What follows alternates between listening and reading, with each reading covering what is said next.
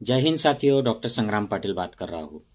साथियों, अभी अभी दही हंडी का कृष्ण जन्माष्टमी का एक हमारा त्योहार गया और इसमें एक पोस्ट काफ़ी चली, काफ़ी वायरल हुई। जो बहरुत का जो मध्य प्रदेश में वहाँ का दही हंडी का जो एक शिल्प है वो काफ़ी सोशल मीडिया पर चर्चा में रहा।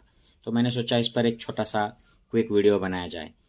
तो साथियों, दही हंडी में कृष्ण जन्माष्टमी, कृष्ण का ये जन्मदिन होता है और उसके साथ ही ये एक कल्चरल फंक्शन जुड़ गया है जिसमें लोग जो ये स्पेशली यंगस्टर्स जो रहते हैं या बच्चे होते हैं वो गली गली में एक रिंग तैयार करते हैं बच्चों की। उसके ऊपर फिर दूसरी एक रिंग बच्चों की टुकड़ी जो है वो चढ़ जाती है और ऐसे हमारे मराठी में उसको थर बोलते हैं। तो एक थर, सेकंड थर, थर्ड, तीसरा थर और उसके बाद कुछ थरों के बाद फिर ऊपर एक मटकी होती है जिसमें दही होता है, उसको फोड़ना होता है।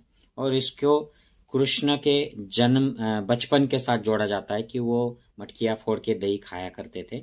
ऐसी एक पौराणिक कथा है। सही माने में यह एक्चुअली सिर्फ पौराणिक कथा है, ये इतिहास नहीं है। इतिहास जो है, ये जो कथा जो है ये किस जातक कथा से लिया गया है बुद्ध की, ये मैं आपको आगे बताऊंगा इसी वीडियो में। तो ये जो पिक्चर होता है ये आप देखिए, इस तरीके का एक माहौल होता है और ऐसे 7-8 रिंग्स तक बनते हैं मुंबई में, अलग अलग एरियाज में। और इसको बड़ा राजनीतिक भी महत्व आ गया है। ये शिवसेना पार्टी से खास करके जुड़ा हुआ है, अब मन से भी है और अब आप बाकी सारे और पार्टियां इसके साथ जुड़ना शुरू हो गई है। तो ये त्योहार कहाँ से कहाँ आ गया है। शुरू में ये क्या हुआ करता था, तो ये इलाहाबाद का एक म्यूजियम है, हमारा केंद्र सरकार इसको चलाती है। इस म्यूजियम में बहुत सारे बुद्धिस्ट शिल्प है उस जमाने के, लगभग 2000 साल और उससे भी पहले के। इसमें ये शिल्प है साथियों, जिसमें ये बच्चे एक रिंग बनाई है एक टीम ने, उसके ऊपर दूसरी रिंग, तीसरी रिंग और तीसरी रिंग के ऊपर एक बच्चा चढ़ के एक चक्र को हाथ लगा रहा है, उसको टच कर रहा है।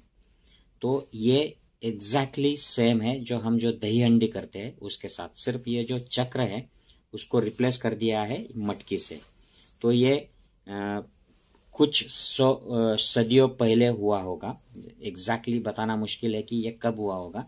लेकिन जब बुद्ध की शिक्षा धीरे धीरे धीरे उसका ह्रास होता गया और वो नष्ट होती गई, और जब कृष्ण यह एक भगवान के रूप में प्रस्तुत किए गए और एस्टैब्लिश हुए, और उसके साथ जो मटकी और मक्खन चुराने की जो कथाएं आई, उस टाइम पर यह शायद हुआ होगा। तो आज से ये कह सकते हैं कि ये 700-800 साल पहले की ये बात हुई होगी, उससे ज़्यादा नहीं, उससे ज़्यादा पुरानी नहीं हो सकती है, क्योंकि जिस तरीके से हम इतिहास देखते हैं उससे यही पता चलता है।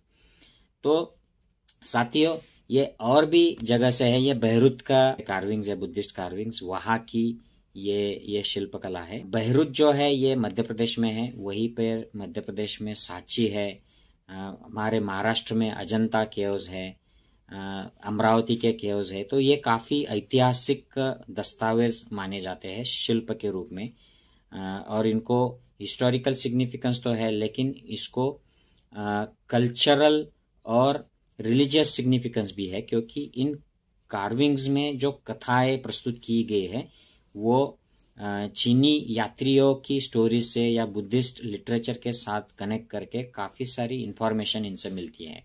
तो बहरुत का जो ये सारा गुम्फाएं और ये सारा शिल्पकला का जो नज़ारा है, ये ईस्वीसन क्रिस्त के पहले 100 साल और उसके बाद 100 साल इसके दरमियान का रहा होगा, ऐसा इतिहासकारों का मानना है। तो यहाँ तक तो ये हम देखते हैं कि ये चक्र जो है बुद्ध के धम्म का चक्र, इसको छूने की ये बच्चे कोशिश करते हैं और इसको मनाया जाता है इस तरीके के, ऐसा हम देखते हैं। लेकिन उसको कृष्ण के साथ जोड़ना और कृष्ण की मटकी के साथ जोड़ना ये बहुत पुरातन नहीं है। इसकी ये मैं इसलिए कह रहा हूँ कि कृष्ण जो कथा है, जो महाभारत में जो कृष्ण कथा आई है, ये बहुत पुरातन नहीं है, क्योंकि महाभारत का जो ग्रंथ हुआ करता था वो जय था।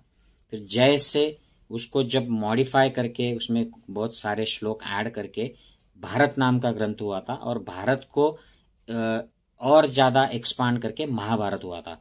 तो जय में और भारत में कृष्ण नाम का कोई पात्र नहीं था।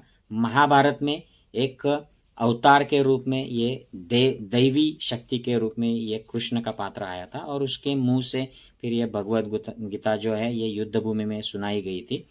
तो ये काफ़ी मतलब 7वें 8वें शतक को ये फाइनलाइज हुआ, उसके बाद भी वो एडिट होता रहा। तो ये काफ़ी नई चीज़ है इन कंपैरिजन टू बुद्धा के ये जो शिल्प है, ये जो कला है, इसके कंपैरिजन में ये काफ़ी नया है।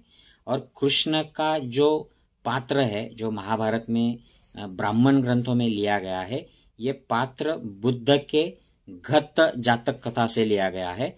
और घत जातक कथा में ये वासुदेव हुआ करता है, और वो किस तरीके की लड़ाई करता है और कैसे उसके जन्म की जो स्टोरी है, ये सारे डिटेल्स उसमें दिए हैं। उस पर मैं और एक वीडियो बनाऊंगा सेपरेट से कि कृष्ण के जन्म की और कृष्ण के लाइफ की ओरिजिनल स्टोरी क्या है, जिससे महाभारत में ब्राह्मण ग्रंथों में उसको लिया गया है। तो ये काफ़ी सारी जातक कथाएं ब्राह्मण, उस वक्त के ब्राह्मण जो राइटर्स थे उन्होंने मॉडिफाई करके उनको तोड़ मरोड़ के ये ब्राह्मण ग्रंथों की ये कथाएं बनाई, और उनको अवतार, देवी देवताएं और किसी पात्र को असुर कहा, उसको राक्षस कहा। तो इस तरीके की ये कथाएं बाद में बदल गई, उनको बदल दी गई। लेकिन ये जो चक्र हुआ करता था इसके बारे में मैं संक्षिप्त में बताऊंगा, और फिर मैं ये वीडियो फिनिश करूंगा। तो ये चक्र जो है, जिसको धर्म चक्र कहो या धम्म चक्र कहो, ये क्या होता था? क्योंकि ये हमारे तिरंगे के बीचों बीच भी है, इसको हम अशोक चक्र कहते हैं, लेकिन इसको अशोक चक्र कभी नहीं कहा जाता था। ये सिर्फ भारत स्वतंत्र होने के बाद जब इसको हमने इस तिरंगे पर डाल दिया, तो क्योंकि ये अशोका के जो गुम्फाएं थी, कार्विंग्स थी, स्तूप थे, उसमें मिला था, उसको अशोक चक्र कहा था। अशोक के जमाने में भी उसको अशोक चक्र नहीं, उसको धम्म चक्र ही कहा जाता था। तो ये क्या हुआ करता था, इसमें 24 आरे होती है, स्पोक्स, ये सेंटर से पेरीफेरी में जाते हैं। तो ये कभी कभी 12 आर्यों का भी होता है, कभी कभी 8 आर्य का होता है, 4 आर्य का होता है। तो इसके अलग अलग मीनिंग होते हैं, लेकिन इवेंचुअली ये धम्म का चक्र ही होता है। उसका लिबरेशन से, मोक्ष प्राप्ति से, बुद्धाहुड से इसका कनेक्शन होता है। तो ये 24 क्यों होते हैं? तो 12 जो आर्य है ये दुख चक्र के जो 12 स्टेप्स है वो दर्शाती है, और जो बचे हुए 12 स्पोक्स होते हैं वो इस दुख चक्र को रिवर्स करने के लिए जो जो स्टेप्स है वो दर्शाती है। तो ये सारे मिला के 24 होते हैं। कभी कभी सिर्फ 12 स्पोक्स का ये दिया जाता है चक्र, कभी कभी 8 जो आर्य अष्टांगिको मग्ग, आर्य अष्टांगिक मार्ग जो है बुद्ध का या भगवान महावीर का, ये 12 का दिया जाता है, कभी कभी 12 का, 8 का, कभी कभी 4 आर्य सत्य है जो है, इसका सिर्फ एक चक्र होता है। तो ये सारे धर्म से, धम्म से, सनातन धर्म से जुड़े हुए होते हैं। इसका ये जो बाद में इसको अवतार या कोई ऋषि मुनियों की स्टोरी जोड़ दी विष्णु के हाथ का, इससे नहीं जुड़ा है। ये चक्र जो हुआ था ये जातक कथा में, जो वासुदेव घत जातक कथा की जो वासुदेव की कथा है, इसमें भी आया है, वो मैं सेपरेट वीडियो में बताऊंगा।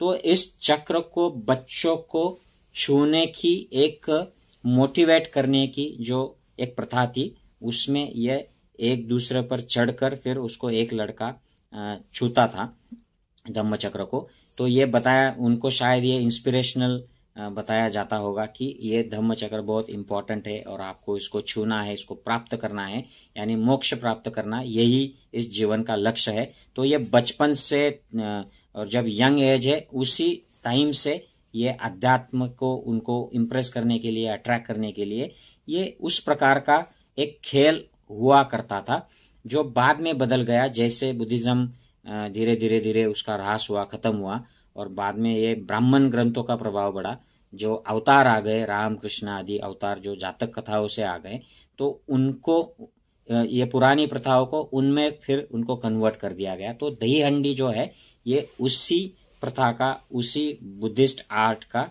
एक बदला हुआ ब्राह्मण ग्रंथों का, ब्राह्मण धर्म का रूप है, जिसे आज हम हिंदू धर्म कहते हैं। तो साथियों, मैं आशा करता हूँ कि इस वीडियो द्वारा इस प्रथा को मैं एक्सप्लेन कर पाया हूँ।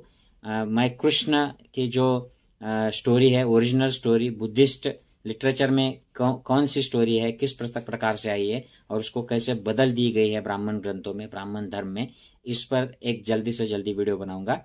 फिर मिलते हैं उस वीडियो में। Take care. जय हिंद साथियों।